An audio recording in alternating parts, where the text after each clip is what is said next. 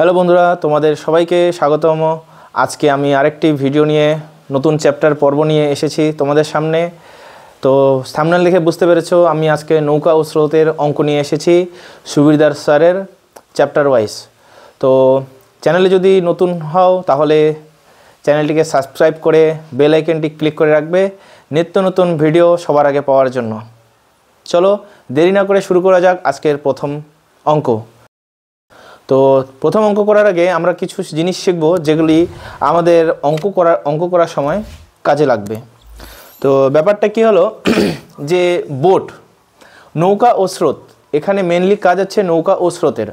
তো নৌকাকে আমরা বলি বোট, ইংরেজিতে বলি বোট। বোটকে আমরা ডিনোট করব, এরপরে যখনই আমি বি লিখব, বি লেখার মানে হচ্ছে যে বোটকে আমি বোঝাচ্ছি। ঠিক আছে? বোট, বোট মানে কি? বোট মানে হচ্ছে নৌকা। বোঝা গেল? ওকে। তারপরে হচ্ছে স্ট্রিম মানে স্রোত।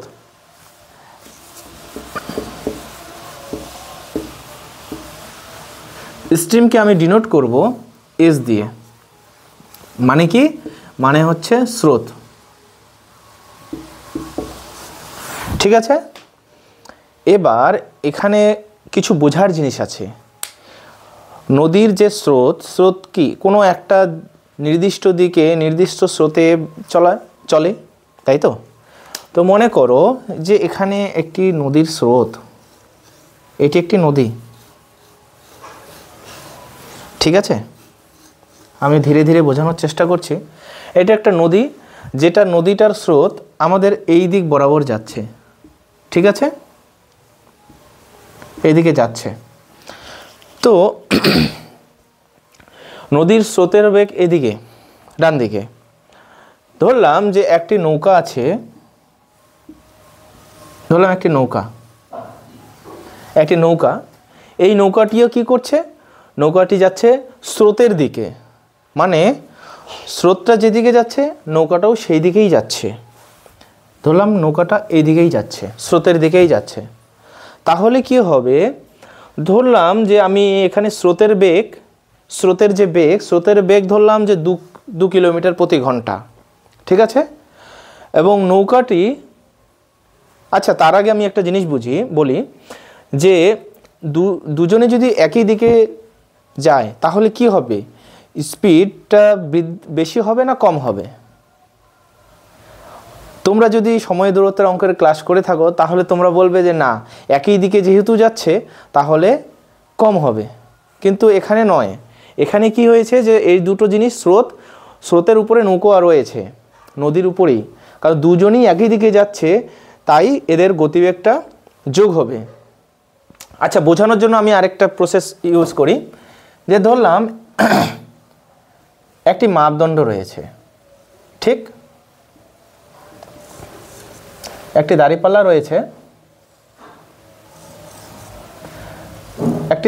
রয়েছে, ঠিক? এবার ধরলাম যে দাঁড়িপাল্লায় এখানে একটি বাটখারা বসানো হলো, ঠিক আছে? 2 কেজির, ঠিক? 2 কেজির একটি বাটখারা বসানো হলো। তাহলে এবার আরেকটি বাটখারা যদি এদিকে বসানো হয়, এদিকে 1 কেজি ধরলাম, এদিকে 1 কেজির বাটখারা বসানো হলো, তো কি হবে? ওটা ব্যালেন্সটা কম বেশি হবে, তাই তো? মানে এখানে যদি 2 কেজিতে যদি একটু বেশি চাপ পড়ে তো 1 কেজি দিকে দিলে কি হবে? মোটামুটি ব্যালেন্সে চলে আসবে, তাই তো? তার বদলে আমি যদি এখানে বাটখারাটা না দিয়ে এখানে আবার 1 কেজি দিলাম, 1 কেজির বাটখারা আবার দিলাম, তাহলে কি হবে? এদিকে বেশি হয়ে যাবে, ভারটা বেশি হয়ে যাবে এদিকে, ওজনটা। তো এটাই এখানে বোঝানো হয়েছে যে স্রোত যেহেতু ওই দিকটায় যাচ্ছে এবং নৌকাও যদি একই দিকে যাচ্ছে, তাহলে দুজনের গতিবেগটা কি হবে? যোগ হবে। ঠিক আছে? তাহলে দুজনের একই দিকে, নৌকো এবং স্রোত দুজনেই যদি একই দিকে যায় তাহলে তাদের গতিবেগ যোগ হয়। ঠিক আছে? তাহলে একই দিকে নদীর স্রোতের দিকে যাওয়াটাকে কি বলা হয়? অনুকূল। ঠিক আছে? তা আমি বলে দিচ্ছি যে মনে করো বোট, বি মানে বোট বলা হয়েছে, বিট মানে বোট, বোট প্লাস স্ট্রিম, এটা মানে কি বোঝাচ্ছে যে দুজনই একই দিকে যাচ্ছে। ঠিক আছে, মানে বোটও যদি ওইদিকে যায়, স্রোতের দিকে যায়, তাহলে কি হয়, দুটোই কি যোগ হয়। এতটুকু বোঝা গেল। তাহলে বি প্লাস এস, এসকে আমরা কি বোঝানো হয়, বি প্লাস এসকে কি বোঝা হয়, অনুকূল। ঠিক আছে, অনুকূল। ঠিক আছে, তাহলে বি প্লাস এসকে কি বোঝানো হয়, অনুকূল, স্রোতের অনুকূল। অনুকূল মানে স্রোত যেদিকে যাচ্ছে সেদিকেই যাচ্ছে। ধরলাম পরবর্তী সময়ে যে স্রোত তো ওইদিকে যাচ্ছে, কিন্তু নৌকোটা যেতে যাচ্ছে অন্যদিকে, তাহলে তাদের গতিবেগটা কি হবে, তাদের গতিবেগটা হবে বিয়োগ।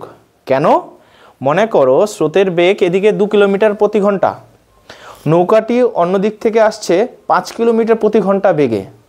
তাহলে এবার এইরকমভাবে দেখো যে আমি 5 শক্তি দিচ্ছি, ও আমাকে 2 শক্তি দিচ্ছে। তাহলে আমাদের যদি আমার ওখান থেকে কি কাজ কত হবে, 3-এর কাজ হবে।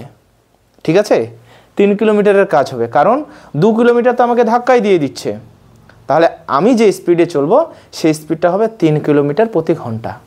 ঠিক আছে, তাহলে বি মাইনাস এস বলতে কি বোঝানো হয়, বি মাইনাস এস মানে নৌকা স্রোতের বিপরীতে চলছে।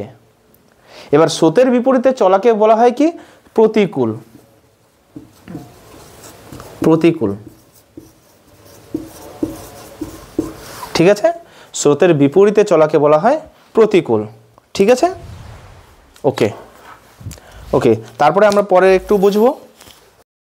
চলো পরে বোঝার চেষ্টা করি।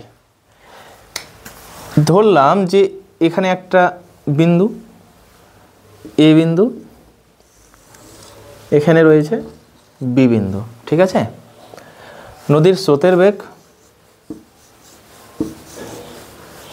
বেগ এইদিকে যাচ্ছে। ঠিক আছে, এবার বলেছে যে একটি নৌকা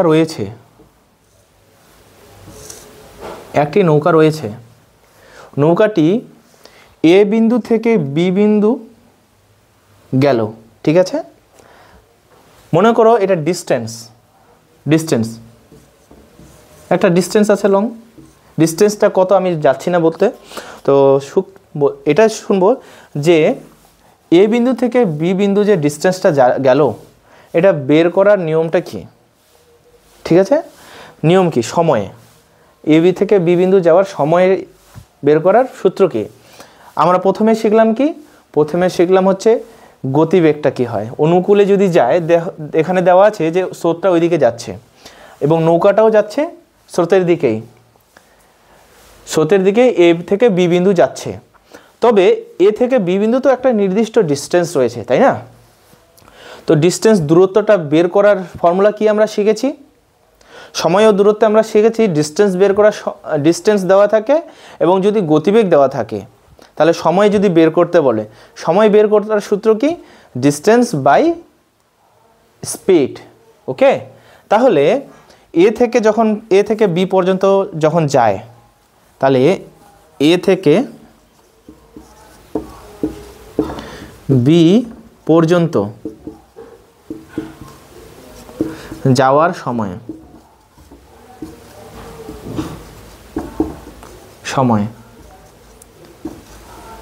তার মানে আমাকে বের করতে কি বলেছে, সময়। তাই সময় বের করার ফর্মুলা কি, ডিস্টেন্স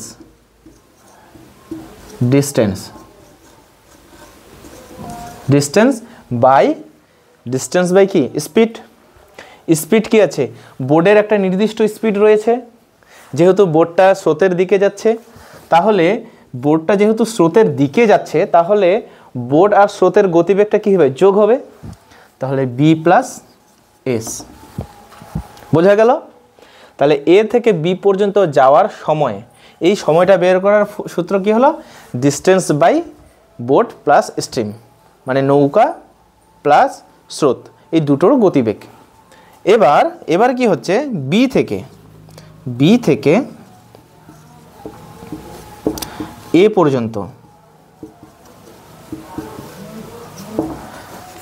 আসার সময়, আসার সময়। তাহলে আসার সময়, সময় বের করার সূত্র কি হবে এখন? ডিস্টেন্স, ডিস্টেন্স বাই, এবার কি আসার সময় কি হচ্ছে? অপোজিটে আসবে, তাই না? যাওয়ার সময় কি স্রোতের বেগে গেল। এইবার নৌকাটি রয়েছে আমার, মনে করো এখানে রয়েছে, এবার এই দিকটায় আসবে, তাহলে কি স্রোতের অপোজিটে যাচ্ছে। তো স্রোতের অপোজিটে গেলে কি হবে? নৌকা মানে বোট বিয়োগ স্রোত, তাই তো? তাই তো, কারণ বাধা দিচ্ছে, স্রোত তো নৌকাটিকে বাধা দিচ্ছে, তো গতিবেগটা কি হবে? কম হবে। তাহলে বি মাইনাস এস। ঠিক, বোঝা গেল? ঠিক আছে, চলো এবার আমরা ধীরে ধীরে কি করব? চ্যাপ্টারের দিকে এগোবো। আমাদের সুবীরদাস স্যারের যে অঙ্ক কয়েকটি রয়েছে, দেখলাম 44টি অঙ্ক আছে, 44টি অঙ্ক আমরা এক এক করে করব। ঠিক আছে?